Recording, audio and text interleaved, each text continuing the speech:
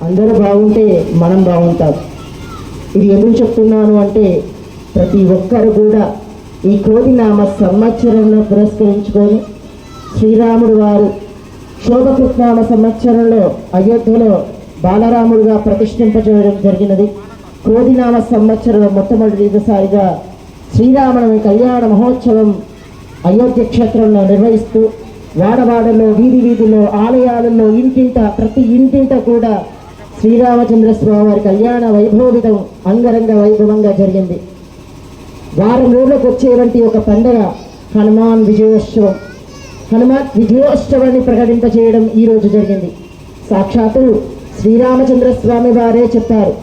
ఏమని అంటే, రామచంద్రస్వామి వారి యొక్క సీతమ్మ వారు వనవాసం వెళ్ళి తీసుకొని వచ్చిన తర్వాత సింహాసనమైన కూర్చున్నటువంటి గజరామచంద్ర భగవానుడు ఆసనం మీద కూర్చొని సీతమ్మ వారిని పక్కన కూర్చోబెట్టించి పట్టాభిషేకం అంతా అయిన తర్వాత సీతమ్మ వారి ఇంట్లో ఉన్న ఆహారాన్ని ముత్యాల ఆహారాన్ని తీసుకొని రామచంద్రస్వామి వారికి ఇవ్వగా రామచంద్రస్వామి వారు నాకెందుకు, హనుమంతుడి వల్లనే ఇంత విజయం సాధించాము, వానర సైన్యంతో మళ్ళీ సీతమ్మ వారి ఇక్కడికి వచ్చింది అంటే హనుమంతుల వారి వానర సైన్యం వలనే అని చెప్పారు.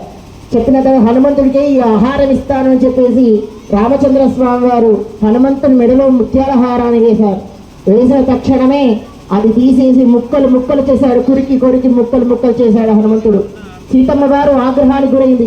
రామచంద్రుడే ఇచ్చినటువంటి హారాన్ని అవమానపరుస్తావా నువ్వు అని చెప్పి సీతమ్మ వారు హనుమంతుల మీదకి ఆ యొక్క ఆవేశంగా ఉంటే, అమ్మా అంత ఆగ్రహానికి గురి కావద్దు, ఏమీ లేదమ్మా, ఈ యొక్క హారంలో ముత్యాల హారంలో నా రామచంద్రుడు ఇక్కడ కనిపించడం లేదు కనుక నాకు ఇది అవసరం లేదు అని చెప్పాడు ఆ యొక్క ఆంజనేయ స్వామి వారు. తక్షణమే ఈ రాముడు మరి ఎక్కడున్నాడయ్యా అని అడిగితే, ఈ రాముడు ఆ రాముడు ఇందుగలుడు అందులోనే సందేహముడన్నా, ఎందుకమ్మా ఎక్కడ లేడు నా రాముడు, నా హృదయంలో ఉన్నాడు అని చెప్పి గుండెని చిక్కుకొని చూపిస్తే సీతారామ విగ్రహాలు రెండు తన హృదయంలో ఉన్నాయట. అంతటి గొప్ప మహానుభావుడైనటువంటి వాడు హనుమంతుడు. అప్పుడే ఆంజనేయ స్వామి వారికి శ్రీరాముడు చెప్పిన వాడు, అయ్యా హనుమ, నీకు మరణమే లేదు, మరణం అనేదే లేదు, నువ్వు మృత్యుంజయుడై చిరంజీవిగా వర్ధిల్లు నాయనా అని చెప్పి హనుమంతుల వారు చెప్పారు. ఆంజనేయ స్వామికి ఎప్పుడు మరణం అనేది లేదు, ఎప్పుడు ఆయన చిరంజీవి. కలియుగం ఉన్నంత వరకు ఎన్ని యుగాలు వచ్చినా కానీ ఆయన చిరంజీవి అని అర్థం. ఆ తర్వాత ఈరోజు ఇంతటి విజయం సాధించినందువలన ఈరోజు చైత్రమాస పౌర్ణమి వేళలో నీకు చేస్తున్నటువంటి శాసనమే శ్రీ హనుమత్ విజయోత్సవం అని ప్రకటింపచేస్తున్నాను ఈరోజు అనగానే హనుమాన్ విజయోత్సవంగా అయింది. ఈరోజు హనుమంతుడు విజయం సాధించినందువలన విజయోత్సవంగా ప్రకటింప చేయడం జరిగింది రామచంద్ర స్వామి వారు చెప్పారు. కనుక ఆ రామచంద్ర శాసనం ప్రకారంగా వానరులందరూ కూడా సంతోషం వ్యక్తం చేశారు.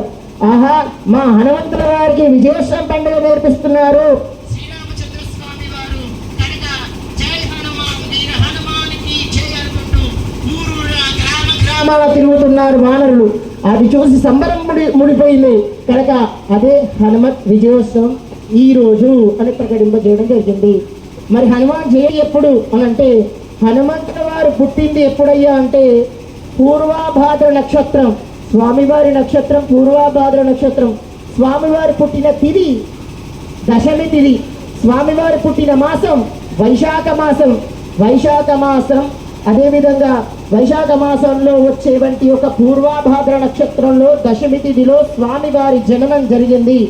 ఈ సంవత్సరంలో స్వామివారి పుట్టినరోజు ఎప్పుడు అంటే జూన్ 1వ తారీఖున హనుమత్ జయంతి అని చేయడం జరిగింది. జూన్ 1వ తారీఖున హనుమత్ జయంతి, ఈరోజు హనుమాన్ విజయోత్సవం అని తెలియజేయడం జరిగింది.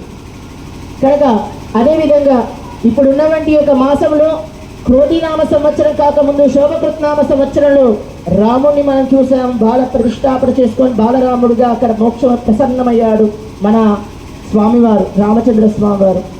మరి ఈ కలియుగంలో కనీసం 2-3 సంవత్సరాలు 5 సంవత్సరాల వరకైనా కానీ మనం ఏం చేయాలి? రామచంద్ర స్వామి వారి ఆలయం కట్టడానికి అయోధ్యలో 500 సంవత్సరాలుగా ఎంతమందో దాని మీద ప్రాణం పోసారు. దాని మీద అది అయోధ్య క్షేత్రంగా మారింది. ఈ కలియుగంలో శోభకృత్నామ సంవత్సరంలో మన కళ్ళ ముందర జరిగినటువంటి ఒక ప్రతిష్ట, బాలరాముడు ప్రతిష్టాపన ఎంతో హైందవత్వం అక్కడ నిలిపివేసినది. హైందవత్వమే అక్కడ కొనసాగినది. హిందూ అనే ధర్మాన్ని అక్కడ రప్పింప చేయడం జరిగినది. హిందువుగా పుట్టడమే మన భాగ్యం. అటువంటి హిందువుగా పుట్టినప్పుడు మనం ఉన్నప్పుడు భగవత్ ఎప్పుడు ఆరాధన ఉండాలి.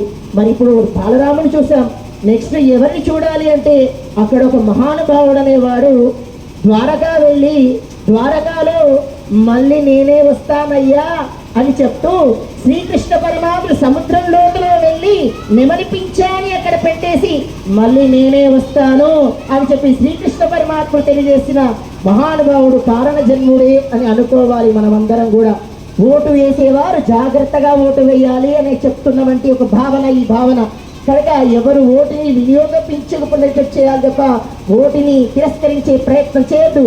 మనం ద్వారకాలో నెమలి పింఛం పాదిన వంటి శ్రీకృష్ణ పరమాత్ముడు చూడాలి.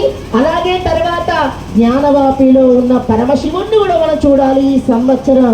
కనుక దాని గురించి వేచి చూడాలంటే ఒక్కసారి భగవత్ నామస్మరణ చేస్తూ బాలరాముడిగా ఇప్పుడు మనం అంతా రాముడి యొక్క నామస్మరణ చేసాం.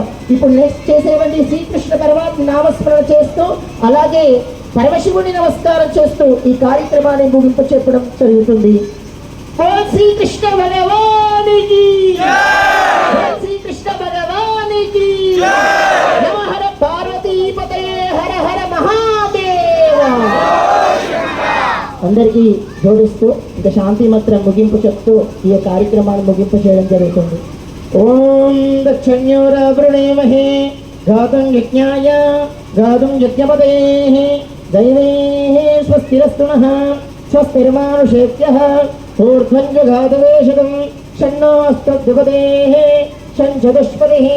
ఓం శాంతి శాంతి శాంతి. సహనా భవతు సహనో పునత్తు సహ వీర్యం కరవావహై తేజస్వినామదేతమస్తు మా విద్విషామై. ఓం శాంతి శాంతి శాంతి. చతుస్సాగర పర్యంతం గోబ్రాహ్మణేత్య శుభం భవతు. సర్వే జనా సుఖినో భవంతు. లోకా సమస్తా సుఖినో భవంతు. సమస్త సన్మంగళాని భవతు. ఓం శాంతి శాంతి శాంతి.